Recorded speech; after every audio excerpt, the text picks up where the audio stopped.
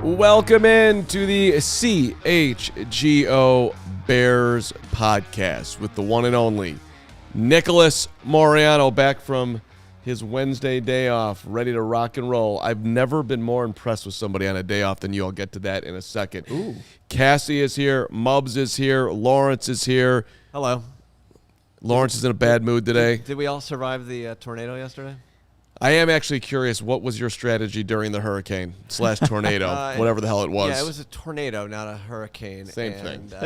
Tidal wave. Slightly different. My wife likes to send us all into the basement. So you went to the basement. We go to the basement. The tacos were ready, and yet I had to go into the basement. The tacos got cold. That's disappointing. They were still delicious afterwards. But, yeah, we went down there, played a game with the child. The dog came with us. She was happily. How long were you in the basement before you realized it was ridiculous to be in the basement? No offense to anybody who. There were literal tornadoes touching down like near O'Hare, which is near me. Like, what do you mean ridiculous? You're in the city. Don't you live in the city? No, I live in Elmwood Park, home of Johnny's Beef and home of other wonderful places. But I forgot about that. What do you I don't do work. Yeah. What if you do if you're in an apartment complex though? Like, why am I the only person at CHGO that actually works in Chicago, that lives in Chicago? What's up with that, Kevin? A lot of Chicagoans here. I'm sorry that I moved to the suburbs 6 years ago when I had a child. On the Bears show, who lives in the city in our incredible organization? No, it's not. Greg Bragg lives in Indiana. Adam Hogue lives in Wisconsin. Yeah, true. Nicholas Moreano lives at the future home of the Bears. The future home of the Bears. Jake Flanagan is in parts unknown. Kevin's in Hinsdale or wherever he's at. Close enough. By the way, hold on. So a tornado touchdown in a suburb called Campton Hills. Did they just make that up? Where did that come from? Never heard of that in my life. Where is that? I don't know, but I have no idea. I was at the health club and getting healthy. People were really tuned in, and I'm like, I was kind of, probably not surprising to anyone, I was kind of mocking the situation. Well, I mean, that's rude. And, it's a serious situation. I hope everyone's safe out there in the world. And, it was literally a tornado. I mean, when multiple tornadoes, if you watched Brant Miller or Cheryl Scott or any of the others. I did. Skilling. I did. I was watching all of them. Actually, we had in my. Wow, serious weather today. It was Cheryl where I was at, and she was doing a phenomenal job. And again, someday when I grow up, I want to be a weatherman. Meteorologist. Meteorologist, yep. Great. Green screen. Yes. Mm-hmm. So, and I used to live in Kansas City, and those when there was a tornado, it was terrifying. And I've been driving to like high school football games on single lane roads, and tornadoes coming, and what the hell do you do? Fully terrifying. But I'm sorry, when you're in the middle of the city in some huge brick building, I wasn't going to terror. I just I'm safe. I'm sure there's some people out there that are in massive danger, and that's terrifying for them, but I opened up the window. It was kind of peaceful to hear the rain as I was like riding and watching film, but I don't know. It was fine for me. Did anybody in the chat do anything to combat the tornado yesterday, or did you just live your normal life, unlike Lawrence, who hid in the basement? Again, that is not my choice. Hey, you had your tacos. You were good. I am told, the wife is the one that started it, and my daughter now is like, Dad, you have to come down here. We can't lose you. It was very sweet. It was a partnership. You didn't go rogue. You became a part of the family, and that's a beautiful thing. Yeah. All right. We can move along. I am going to pay attention to the comments on that. But Justin Fields What's the day today? July the 13th. Training camp is less than 2 weeks, but it's still, at least a little bit in the distance. Justin Fields has been trending, Nick, for 3 days. Every time I look at my Twitter, Justin Fields, and I'm like, what happened? What's the news? Yeah. Nothing happened. It's just people out there defending and screaming about Justin Fields, which it's getting a little weird, team. The quarterback, I'm talking to myself and I'm talking to you. The quarterback is a good quarterback. He can run it. He can throw it. He can lead. He can do a whole lot more now that DJ Moore is here. Yes, he has something to prove. And sure, we don't really know. But I don't think we have to go on a campaign every single day. See, look at these highlights. The NFL just put out 1 minute and 6 seconds of dynamicness. Look at him in the pocket here under massive pressure, and then he flung it to N'Keal Harry, and who made a great leaping catch, and it just proves to you that Justin can do it. I think we all just need to relax, settle in. The quarterback is fine. The Bears are going to be better, maybe more than better, maybe really fine, and it's going to be a fun season, man. This is nothing to sweat. 4,000 yards. Let's go. On the table, baby. We've been breaking down the numbers. We've been looking at the talent around it. This is going to be the jump. We are weeks away from training camp and a couple of months away from the jump. Well, I think Mark, and again, he's been trending for a little bit now on Twitter. I think where it comes from for some Bears fans is that you hear a lot of negative criticism around Justin Fields, that he's not a good thrower of the football. He can't become that passer in the pocket. A lot of things like that. But for, I think, Bears fans, it's like you want to almost defend the guy because since he's been in the league, he has not been in the best situation. You think of his rookie season, you think of your last season. It has not been easy for Justin Fields. Right, we know this, though. Why do we need to? We don't need to defend him every single second. I think it's like when Colin Cowherd just recently, two or 3 days ago, Justin Fields is terrible, or something along those lines. Like, who cares? But like, why though? Why even bring it up now? It's like nothing's happened. Like we said, he's been trending. There's been no new news. There haven't been any games played. Nothing has recently happened since the end of last season. So why even bring it up? I click on it and just run it through Twitter. Adam Rank, my guy over at NFL.com. Don't let them tell you Justin Fields can't throw. # the Bears. And playing the 1 minute, retweeting the video of the 1 minute and 6 seconds. DeWindy City FS, where we both used to work. The hype is real. The NFL isn't ready for Justin Fields' breakout. Bleacher Nation Bears. Here's 1 minute and 6 seconds of Justin Fields dropping dimes for your perusal. It just keeps on going. Cork City Bears fan. But I was told that Justin Fields was just a running back. Could not. I mean, we are a little crazy right now. We need to chill. We got to chill out. You're not going to be able to prove to anybody who doesn't believe in Fields on, again, July the 13th, that this isn't the dude, or that this is the dude. You can't. If somebody doesn't believe in him, let them have their opinion. It's coming. Just sit back, chill out, and I mean, I appreciate the conversation, but it's like I'm just kind of like, why is he trending? Oh, well, it's all these people out here that want to yell at you and tell you that he's this. Yeah, look, we need training camp to get here. Even though it's 2 weeks away from today is where report day will happen. We'll actually see Justin Fields throwing the football, connecting with some of these new receivers. But I think we're getting to that point now where we do need football because look, if Justin Fields is trending 4 days from now, it's going to be the same. There's going to be nothing new, and that's the thing right now, Mark. So I think right now it's you want to defend the guy too.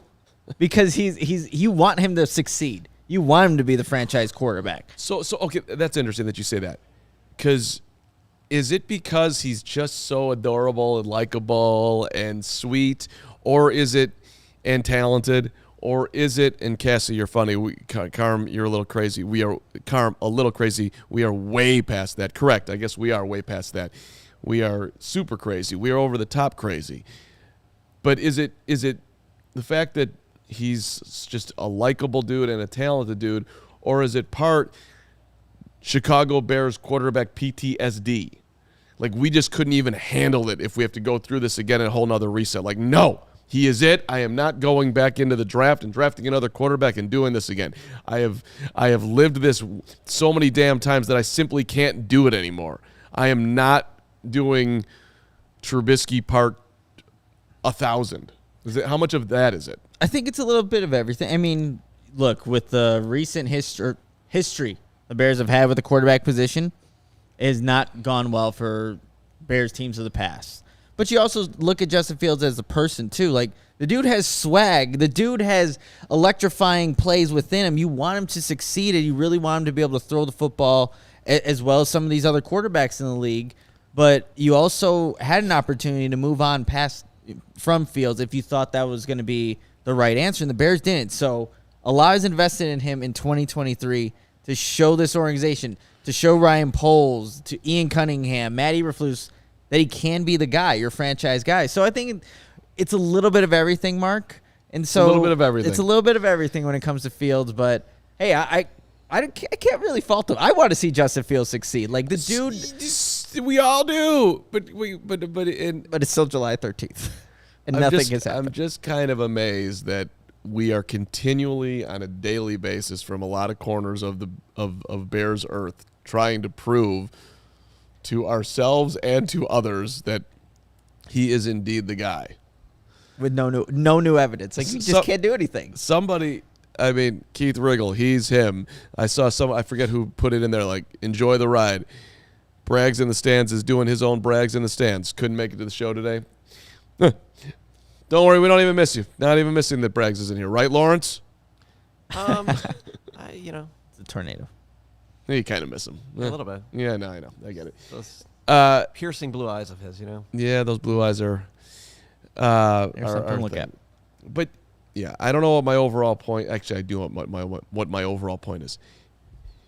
If you believe in the quarterback – you don't need to scream it from the tallest Twitter platform or open up your window in your apartment or walk outside your house and stand on the grass and yell at every car that goes back and wear your Justin Fields jersey that the Bears have their quarterback.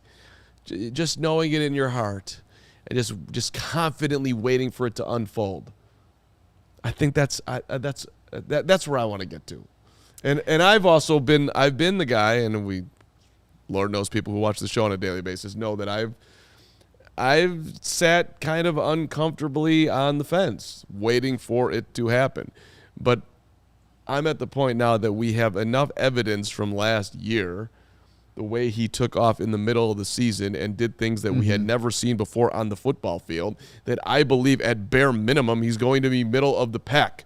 Which for me, a middle-of-the-pack quarterback who can burn you in multiple ways, who is super likable off the field, I'm good. I'm not going to, does he become the guy that you pay $60 million to, or does he become the guy that you pay $40 million to? That's the only question for me. Like, I think he's one of the two. He's not going to be I can't imagine a scenario where he's someone you're moving on from after this season. I just don't see it. Yeah, hopefully that's not the case, but I think it's a good point that you bring up. It's like, that middle portion of the season, Bears fans hadn't seen that from a Bears quarterback. You never saw that from Mitchell Trubisky when he had a 5-touchdown game against the Tampa Bay Buccaneers. I was there at Soldier Field to witness that. But there wasn't a stretch of games where he said the quarterback's the best player on the field. Even though they won one of those games, New England. But I think that's what also people hold on to. It's like, yes, the Bears didn't win, but the quarterback looked good. When can you honestly say that? It has been like the case for a stretch of games. So I think that's also something that people hang on to. But like we said at the beginning of this, July 13th, we need training camp to get here, games to be played, so then we can have a different conversation and talk about when it involves Justin Fields. So slightly on the fields to follow that up, Warren Sharp Football, putting out the tweet ranking the NFL's best offensive lines. And it's interesting. This is obviously very quibbleable. But he's got the Lions number 2 behind the Eagles at the top. And if you've polled everybody right now, experts around football, they would say that the consensus would be that the Detroit Lions are the favorite to win the North. Would you agree? Yeah, at this point, I would think that's correct. And in that same poll, it would also, you'd hear people saying that I have no idea how this is going to shake out. Exactly. You could have some people thinking that Detroit's going to implode and they'll be last, although very few would say that. But as far as who's finishing last in the division between the Pack, the Vikings, and the Bears, you could shake it up any which way. Mm-hmm. The Bears are ranked 16th offensive line by Sharp Football, so smack dab in the middle. And I think that feels about right. And that's, I mean, if we were to do this list with last year's players, they're probably near the bottom 5 with what they had going into the season. And so this is a major upgrade for the Bears, given all the investment and the change that they've had in their offensive line. So even a halfway decent offensive line, them being ranked 16th according to Warren Sharp here, that should be a lot better for Justin Fields, who's the most sacked quarterback in the league, or tied for the most, I think, with Russell Wilson. So even halfway is a good indication of what could happen for Justin Fields, staying upright in the pocket, having that run game continue to do what it was doing last season. But that's definitely a positive. I mean, you win up front. We all know this. You have to be able to protect the quarterback to win football games. You also have to get to the quarterback, which is obviously a bigger concern for the Bears. But the Lions are 2, and these are just rankings. But I think it's fairly it's notable that the Vikings are 10th, and the Packers are 6th. So as far as offensive lines go, and some people think that Green Bay's at the top of the division. If David Bakhtiari's healthy this year, which is a big question mark, but if he is, the Pack could be set up for success because you've got a good offensive line, 2 dynamic running backs, emerging young wide receivers, and the whole question is the quarterback. But the point is that Jordan Love might not have to do a ton with everything that's around him. He might just have to be okay, which to everybody like Gregory P. Allen Braggs, who's super worried about week 1 and wants to put that put the hammer down.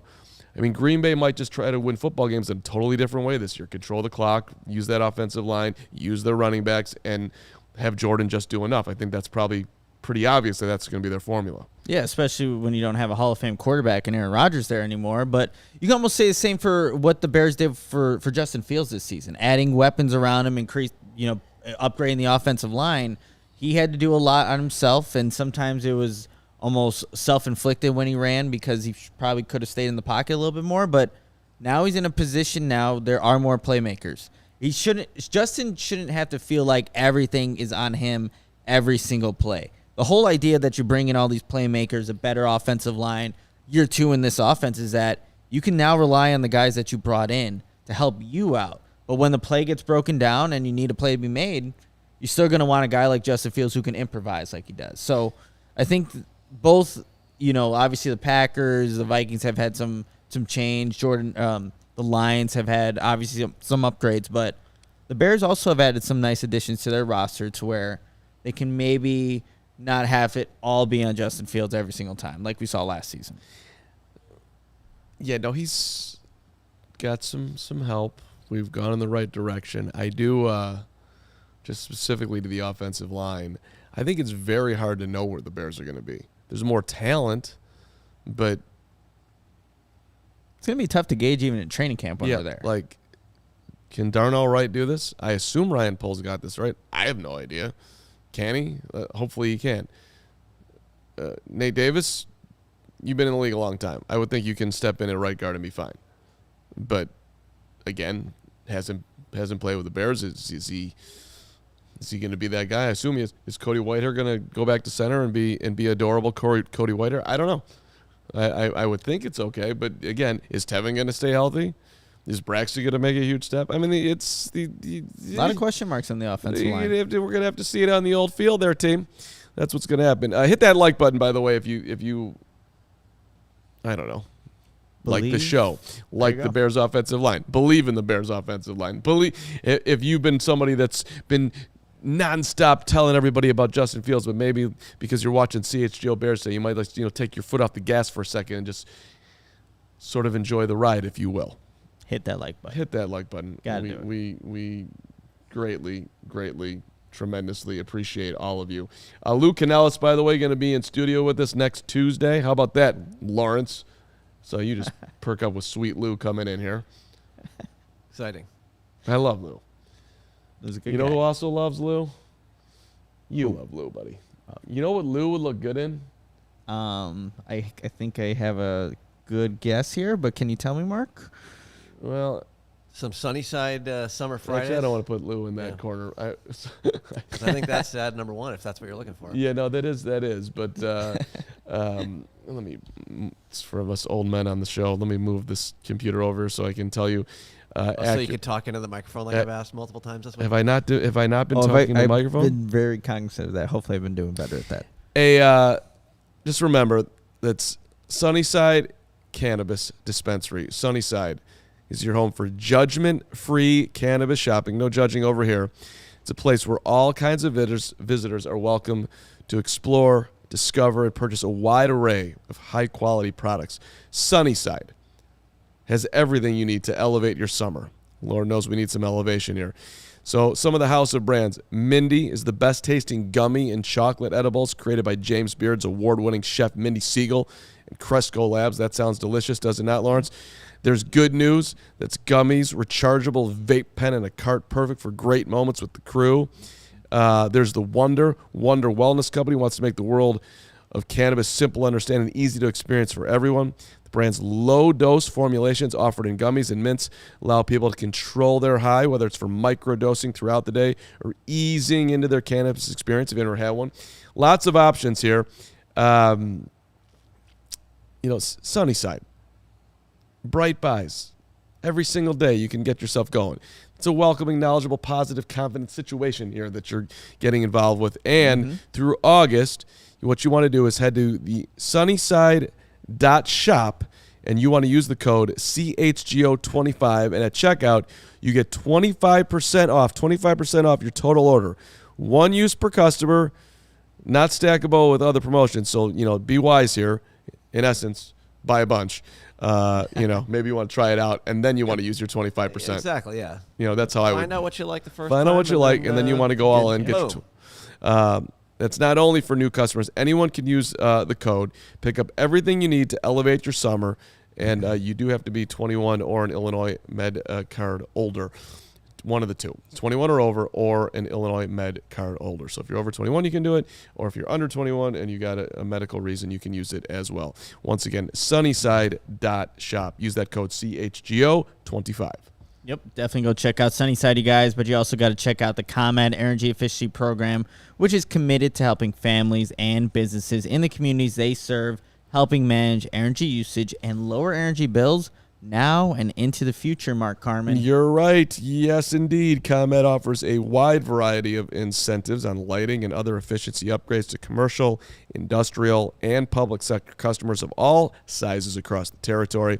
ComEd offers free facility assessments that can help find energy-saving opportunities, like for HVAC systems, commercial kitchen equipment, or industrial processes. A lot going on there, Mark. How exactly does everything work? So you get an authorized engineer. He might look like Greg Braggs, who will work with you to develop a detailed assessment plan specific to your goals and needs. This can be done in person or virtually, and it does last about 2 hours, so set aside that time. And then within 3 to 4 weeks, customers will receive a report detailing energy efficiency products that they can start working on immediately. Each recommendation will include estimated energy savings, cost savings, project costs, potential incentives, and a simple payback as well. If you do own a business, do not wait. Get started saving money and energy today. For energy-saving tips, lighting incentives, or to schedule your free facility assessment, go to ComEd.com/poweringbiz. One more time there, Mark. Did you say ComEd.com/poweringbiz? ComEd.com/poweringbiz. Scream it from the mountaintops. Yes, I did. Schedule it today. And for everybody listening, as you know, the CHGO Bears offseason coverage is brought to you by the ComEd Energy Efficiency Program. You can learn more at ComEd.com/poweringbiz. All right, we got a ton to get to here. Let's run through. First of all, biggest news of the day is that Jalen Johnson has signed with a new representation firm. Family for Life Agency is now representing Jalen Johnson. So he's changed up his representation. And will that lead to the Bears and Jalen doing a deal? I don't know, but hopefully it will. I think we all stand on that side. Yeah, and it looks like it's almost like a fairly new agency. I was just kind of looking at some of the players they represent, and not many on there. I think Romeo Dobbs is one of the bigger names on there from the Green Bay Packers, but looks fairly new agency. But maybe that can get the ball rolling on a possible contract extension for Jalen Johnson. We know he expressed that he wanted to start those conversations back when we saw him in the Super Bowl back in February.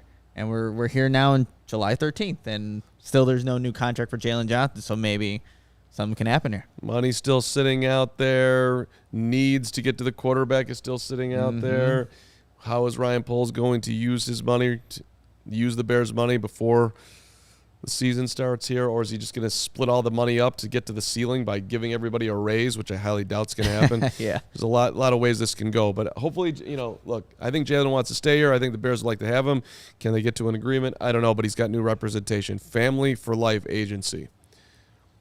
That is, again, we'll see how that plays out, because they can do this before training camp. Is this something that waits until after the season? Because Jalen Johnson's also expressed, too, that he's not going to focus on the contract, even though, I don't know, when players say that, it's like, don't you want to have your money secure, know what your financial stability is going to look like next season? But he's focused on football, so hopefully he can create some more turnovers and make it a little bit more difficult for the Bears to say no or yes, however they want to look at it. But if you create some turnovers, make those plays, it's going to make it more difficult to not want to try to keep a guy like that. Yeah, and, it depends on how many yachts Jalen wants to try to ski behind, because I'm sure there's going to be a pretty nice contract out there for him that if he uses his financial skills correctly, he will never have to worry about a dollar for the rest of his life.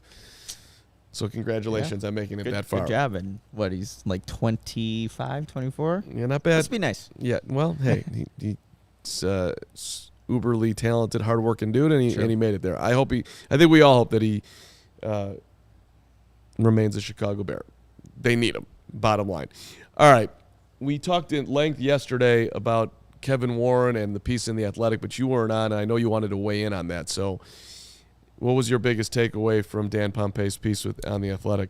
I mean, I think it starts with just how detailed Kevin Warren is. Something from simple as when he was constructing and going into U.S. Bank Stadium, the women and the men have to have the same number of bathrooms or restrooms, and there needs to be a family station here. Like simple things like that, but also like how he was going into negotiating tactics, what his parent or what his mom would send him to the grocery store, food stamps, not give him enough, and then he would have to find ways to earn the rest of the money.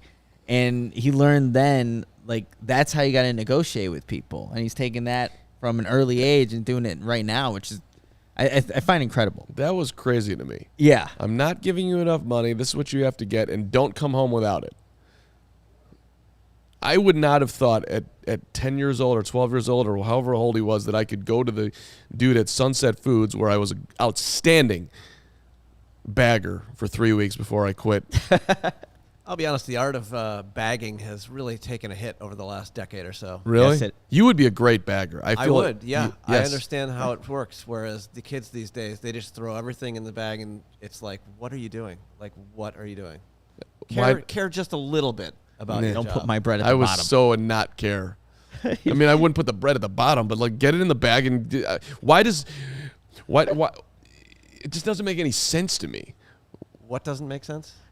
Why does the produce have to be with the produce? Why can't we have a cereal box and a banana followed by? No, I think it's more about like the boxes kind of need to be set, on the bottom of a bag or whatever, and then Sure. things that can be mushed like bread or Tetris. Yes, it's like playing Tetris. Playing exactly. Tetris. But nowadays it's like just chuck everything in there, and then like you get home and like all the chips are all crunched up, or That's a bad job. like, Put the chips on the lunch top. meat is all broken in half. Yes, but the point is that Kevin Warren had to would walk into some grocery store and be like, "Hey, let me sweep these floors for you so I can get those bananas." I wouldn't have thought to do that. Honestly, I thought, like, was he going to steal the stuff? Like, I don't know. But, like, that's obviously very mature at the age. That's the tactic you got to use to get obviously what was needed at home at that time. Yeah, well, he was put right into the fire. Great piece. If you haven't read it, shout out to Dan Pompei one more time from the show on the work on Kevin. And we underlined yesterday the Bears are in such a better position than they ever have been, seemingly with Warren at the top. The other thing that came out yesterday, Jarrett Payton did a really cool thing with the Pro Football Hall of Fame announcing that Steve Mongo McMichael is a semifinalist. He should be a finalist, and he should be in the damn-ass Hall of Fame. But they have a video that we're about to play for you if you're watching on YouTube of Mongo, still with us, watching the announcement of him being named a semifinalist, and Jared give him a shout. Really, really, really, really cool stuff. I mean, you could talk through it. The audio's really not that good. Oh, okay. So they show a little highlight of him, and there he is with his wife, and she's smiling. I mean, he's got the smile. She's giving him the pat on the head, and Steve McMichael, man, he doesn't, for whatever reason, and I get it here as the old Bears fan on the show. Like, I remember him better than anybody else. But if you just simply go back and look at his statistics and look at how consistent he was, and you compare him to the no doubt Hall of Famer in Dan Hampton, who played next to him, Mongo's numbers stack up, man. He was an incredible force, an incredible just spirit. I mean, he had, even late in his career at 34 and 35 years old, he's getting 9 sacks, 10.5 sacks. He had an 11.5 sack season at 31. He had a 10-sack season at 28. He was somebody you absolutely had to double team, just in straight menace. I mean, the dude he belongs in the Hall of Fame. I don't even think that's a controversial statement. Yeah, I really don't. And also, if you look at his, the durability, played till he was 37, and he played all 16 games in 1, 2, 3, 4, 5, 6, 7, 8, 9, 10, 11 of his 15 seasons in the NFL. That's pretty insane. For a defensive lineman to play every single damn ass game, and early in his career, part of the reason why he wasn't getting on the field is because he's still making his way. Once he started playing every game in '83, he played every game, and then he was hurt in '87, missed 4 games, and then he played in all 16 games the rest of the way. I mean, come on. Yeah, and look, Braggs in the stands has a really, really good comment here. Second most sacks in Bears history. First and third are in the Hall of Fame already. Right. And, I'm just really glad that there's a lot of players that accomplish a lot of great things in this league and don't ever get to see like that. Even, again, it just announces a semifinalist, but there's some players that just don't get to see that. So seeing, like, the joy that it brought on Steve McMichael's face, like, that makes you feel better. Like, it's just a heartwarming moment. Right. And Richard Dent, obviously, is the Bears' all-time sack leader. Shout out to the Colonel, who was in here, 124.5. And then Mongo is second, 92.5, followed by Hamp at 57. I mean, it's not just the numbers, but I mean, come on. But if you are just looking at the numbers, like, that should be enough. And Steve is a victim of being on a phenomenal Bears defense where you've got Hamp and you've got Dent and you've got Singletary and who am I forgetting that's already in there? I think that's it. But regardless, because there was so much talent around him, he didn't get the credit that he deserved. It was interesting too with what Den had to say about him and his consistency. So, anyway, I think he deserves it just for his Sports Sunday appearances back in the day. That and the 7th inning stretch at Wrigley. Yes. Taking on Angel Hernandez. Yes. Who's ever gotten kicked out of the stadium from this? Do you know that one? I think I've seen a clip of it, but also his work with the Four Horsemen in WCW. Okay, sure. There we go. Mongo, and I mean, let's be honest. It's amazing that he is still with us. This has been going on a long time. His battle ALS, and he's just. I was honored enough to. I put on his Super Bowl ring once at a card show back in the day. Did you really? Yeah, I was working with him. That's awesome. I don't know what I was doing, but I was there. That's really cool. Yeah, very cool. All right. Well, we have a question here to get to on the back end of the show, but first, I do want to tell you about our friends at Lewis University, because every day I read this to talk about Lou U, I think about taking classes myself, because Lord knows I could use to boost my education. So if you even got a full-time job, family, or you're just a full-time sports fan, you can go back to school and you can earn a respected degree at Lewis University. You can, if you dropped out, you need an undergrad, or if you're going for a grad degree, they got all of it for you. And it is not far from us, 35 miles southwest of Chicago in Romeoville, probably right next door for some of you. And look, grad programs, criminal justice and public safety. First responders, by the way, receive a 20% off tuition discount, and tuition is deferred for 6 weeks after the end of each class, so you don't have to pay immediately. You got data science. We got computer science. 8-week sessions can be completed in 1 year. There we go. We got a shirt for you, too. Cybersecurity. Lewis is a Department of Homeland Security Center of Academic Excellence in Cybersecurity, providing students with scholarship funding not available elsewhere.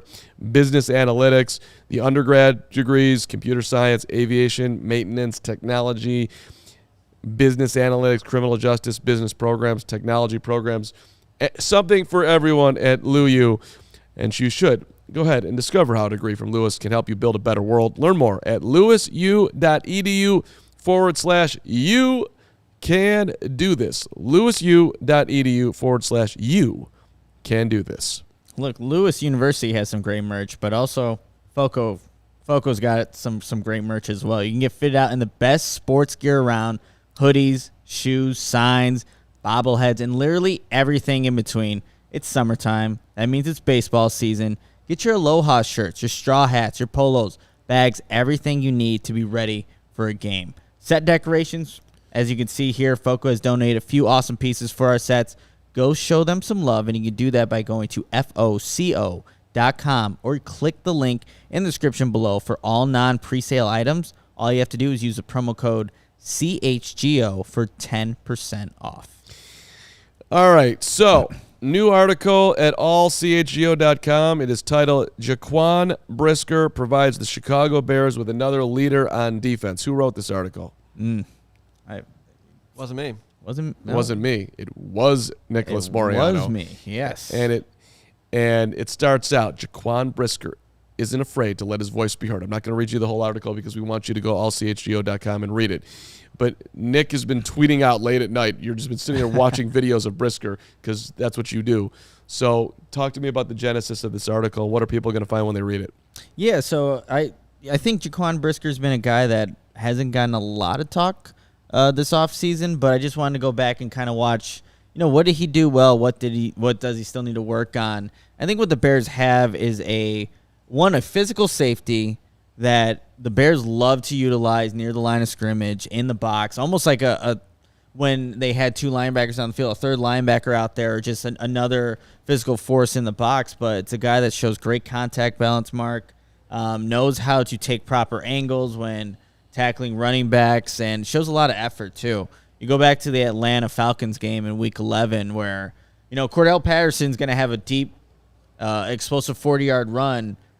You see Jaquan Brisker tracking him, perfectly time up the punch on with his right hand and knock out the football. But he's a guy that just provides a physical force. But like how this article starts, he's a leader, and he's only going into year 2. Tremaine Edmonds was on the team. He got signed in March, and then 2 months later, he was naming the leaders on the Bears team. He names Justin Jones, Eddie Jackson, and even guys like Jaquan Brisker. He knew the guy for 2 months and is already singling out a guy like that. But what I think also stands out about Brisker, if he doesn't agree with something, he's gonna let it be known. There was a hit throughout. It was in the Chargers game. Derwin James got ejected. Goes on Twitter, voices his opinion. Like, it's football. It's physical. He came at Daniel Jones about his contract, saying that guy really isn't anything special. And then just when we were in the OTAs there, Mark, like with Tyler Scott dropping a pass, like, hey, too big of a moment. But so this is a guy that I think even though he's only going into his second season in the NFL, it's another leader on a young hopefully ascending Bears defense, and someone that obviously Ryan Poles identified as someone that can be a cornerstone at that position. Drafted him in the second round out of Penn State. He does need to work, I think, on a little bit of his coverage ability. There are times where he's just kind of stuck in the back pedal, and by the time the wide receivers are closing the distance on him, it's already too late. He doesn't have the makeup speed that you see with some of the other faster safeties, but I think in year 2, knowing this defense, being surrounded by more talent, you're going to see a Jaquan Brisker make a lot more plays. You watched a ton of tape, and you've also dove into a lot of the stats. And so one of the lines in here that I want you to give me a little answer on. According to Pro Football Focus, Nick writes, Brisker played primarily in the box, as you were just mentioning, 371 snaps, followed by 289 snaps at free safety, another 150 snaps on the line of scrimmage, 100 snaps at slot corner, and 43 as the wide corner. So where do you think he looked the best when you're watching the tape? I think it was closer to the line of scrimmage. Okay. And that's not to say that Jaquan Brisker can't be an effective safety when the Bears are in too deep and playing quarters, covers, things like that. But I think he just showed more of his natural ability. Because we've seen him up close, Mark. He is a big dude for a safety. He's ripped. He's a ripped guy, and I think when he gets closer to the line of scrimmage, you see that physicality. But it's a contact balance, too, because there are a lot of times when you're in the box and there's a bunch of movement, players are going to block you. A lot of times there's guys that end up on the ground. Jaquan Brisker did a really good job, even when offensive linemen were going up and trying to block him at the second level, of just staying on his feet. And that allowed, some of the defensive plays to be made because he was just upright. So I think he was better at that position.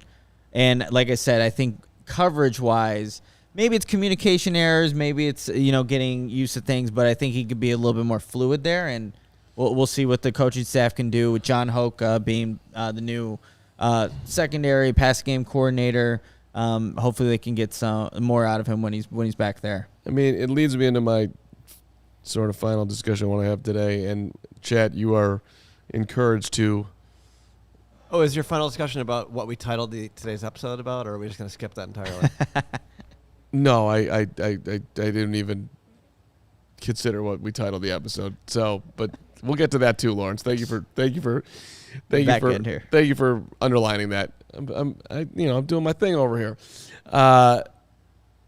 I think Bears fans, I think you, myself, are supremely confident that Jaquan Brisker is going to be a great contributor to the Bears in his second year, and that he's just a solid part of the football team, right?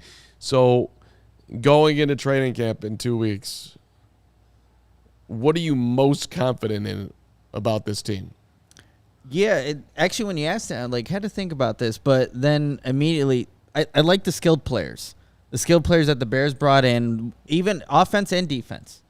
So you're looking at the secondary. I like what they're doing on that back end with Kyler Gordon, Tyreek Stevenson, Jalen Johnson, Jackson being healthy. So I like the skilled players over there. But you look on the offensive side, I like what Justin Fields going to be working with throughout training camp. And I'm sure there's going to be some growing pains. There's going to be bad days. But overall, the group, you can't go wrong when you have a guy like DJ Moore. And it looks like Darnell Mooney's going to be ready for training camp. We'll see what we get from Chase Claypool, the tight end group, adding a guy like Robert Tonyan alongside Cole Kmet, and then the running back. So the skilled position players is what I'm feeling really confident in for the Bears going to training camp. Even in the one-on-one, seeing how those all play out. But you're getting better competition on both ends there. So I really like the skill position guys that the Bears have for 2023. So you like the skill, and you're most concerned about the big uglies? I'm concerned with seeing the defensive line and how good. I don't think we're going to know. When training camp's over with, are we going to know how good we're not going to know. DeMarcus Walker's going to be, how not effective Travis Gibson is, how much better did Dominique Robinson get in year 2? Again, that's July 13th. I feel like that's still going to be a concern by the end of it after we see some preseason games. How good is this defensive line? Because you can only do so much with pads. Yeah. And hopefully it's not the case, but it's a tough position to evaluate during the summer months when you're not actually tackling and doing things like that. But that's my biggest concern. Like, we're just not going to know what the Bears actually have at the defensive line, and right now it's not looking too good. See, some people might be like most confident in the linebackers, and they would say that. True, yeah. And, some people would say that. I think others more intelligently would say the running backs, because Did you see Braggs' chat? Is that what I you're saying have now? no idea who that is. I think other more intelligent people though would say the running backs, because the Bears do have a player that led the league in yards per carry last year at 5.7 in Khalil Herbert, and now he's being backed up by a guy who had a massive second half breakout in Deontay Foreman, and then there's this rookie out there that they really like in Roschon Johnson. So I think there's just no question that the running backs are going to be incredibly solid. It's something that other people could say just based on the conversation that we had, or you could say that I am most confident in the damn ass quarterback. True. Go ahead and say it. You want to say it, I'll hear it. Got no problem with that. I will have a problem if you say you're most concerned about the QB, but because that would be insane.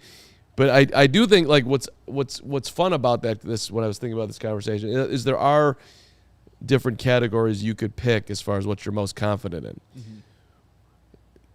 There's really only one spot where you feel I am most concerned about it. I mean, literally everyone's going to say the D-line, which is concerning, but it's also like Ryan Poles has one thing left to do. Now, those guys are not easy to find, but that's what's on the table for them.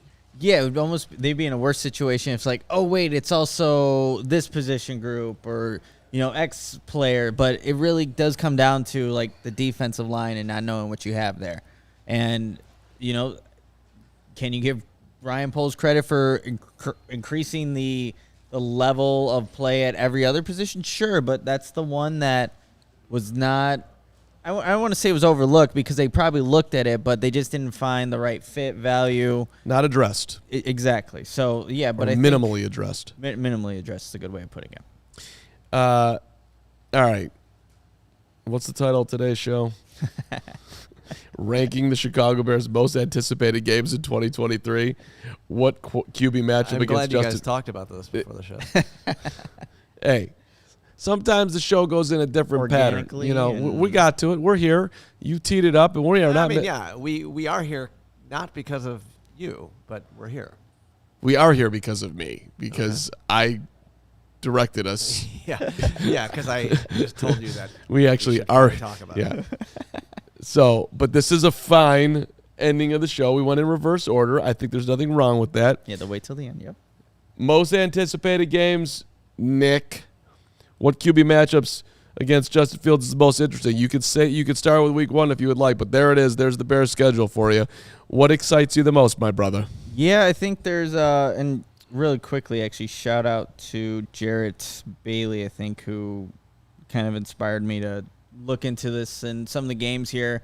But as you kind of look at some of these quarterback matchups and just some of the games in general, the one I think I'm most anticipated about is the week 8 matchup at the Los Angeles Chargers. Justin Herbert versus Justin Fields. You also got Khalil Mack going back and facing his old team. But I think a Sunday night matchup where you're going to see hopefully it's two good teams at that point. You're at week 8. I think the Bears better know what they are offensively at that point and not what happened last season where it took a mini bye to figure it out. I mean, there's a ton of them, but November 9th versus Carolina and Bryce Young. There's a lot on that game, could too. Be just DJ Moore's playing his there old could be a whole team. lot of conversation at that point. They also the first round pick that the Bears have. Obviously, they want to win that game, and it's just if things go wobbly for Fields and Young is off to an enormous start, and then they get in that game and Young torches the Bears, and we oh God, we don't want to have that conversation, which is why we're not going to have that conversation. Justin Fields will be trending again on Twitter if that more happens. than trending. That's one of them. Can you throw the schedule up there one more time, Lawrence? Appreciate it.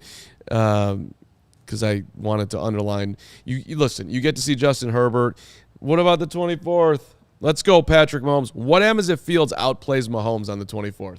Justin Fields will again be trending, but that would be something, Mark. That's another game, too. And If for those who haven't seen it, on Netflix they have the series Quarterback, and Patrick Mahomes is highlighted as one of the quarterbacks in that show. But yeah, I'm looking forward to seeing how Justin Fields and the Bears can do against the best team in the NFL, the best quarterback in the NFL.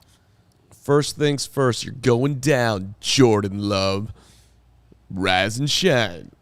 September 10th. Yeah. Bring it on. That was one of my games that I highlighted here too. But Week 11 at Detroit.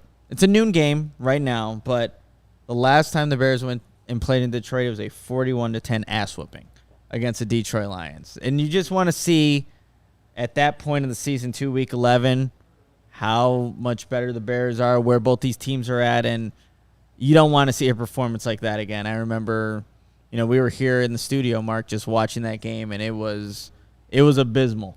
And you don't want to see you want to see that gap obviously close with being a division rival, but it's not the greatest quarterback matchup, Jared Goff, Justin Fields, but just in terms of teams and what happened last season, that's definitely one I'll have highlighted as we're kind of waiting and seeing how the season plays out in 2023.